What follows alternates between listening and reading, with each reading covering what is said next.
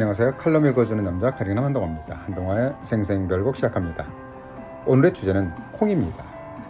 최근 콩으로 만든 두유를 많이 먹었던 중국의 어느 남성이 가슴 축소 수술을 받았다는 기사가 있었는데요. 정말 콩을 많이 먹으면 가슴이 커질까요? 한번 살펴보겠습니다. 얼마 전 라디오에서 매일 두유를 장기간 먹은 중국의 어느 남성이 가슴이 너무 커져서 결국 가슴 축소 수술을 했다는 내용이 소개되었습니다. 또한 10여 년 전에는 콩이 유방암 발병률을 높인다는 소문도 있었죠. 콩은 유방 건강에 어떤 영향을 미치는 걸까요? 먼저 두유를 지나치게 섭취한 중국 남성에 대한 기사를 살펴보았습니다.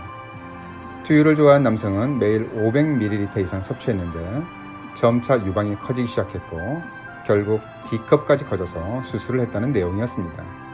이러한 비슷한 사례가 미국에서도 있었다고 합니다.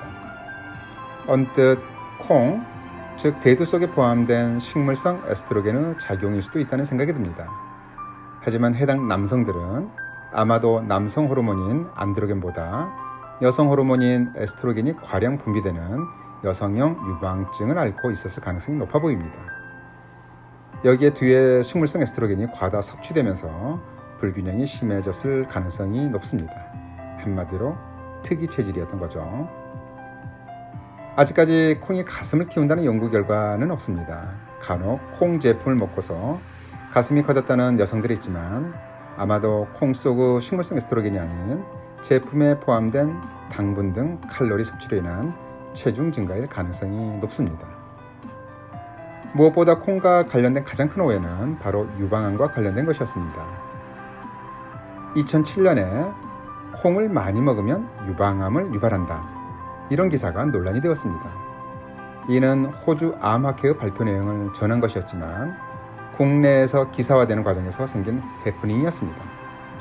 당시 호주 암학회 발표 내용을 요약해보면 유방암과 관련해서 콩 식품을 적당량 복용하는 것은 문제없다.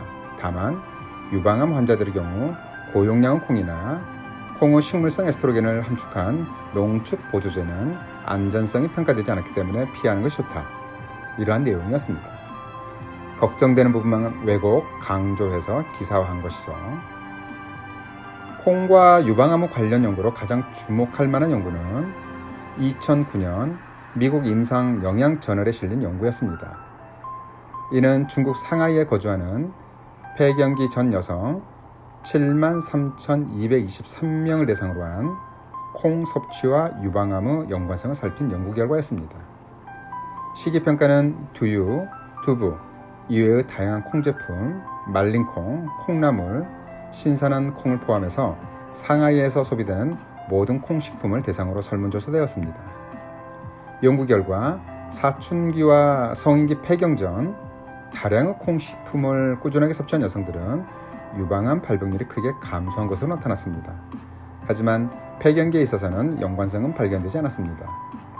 또 2009년 미국 의사 협회 저널에 실린 콩의 섭취와 유방암 생존이라는 연구에서 중국 상하이 5,042명 여성 유방암 생존자를 대상으로 한 대규모 연구 결과 콩 관련 식품 섭취량이 많을수록 유방암의 재발률과 함께 사망률까지 감소하는 것으로 밝혀졌습니다.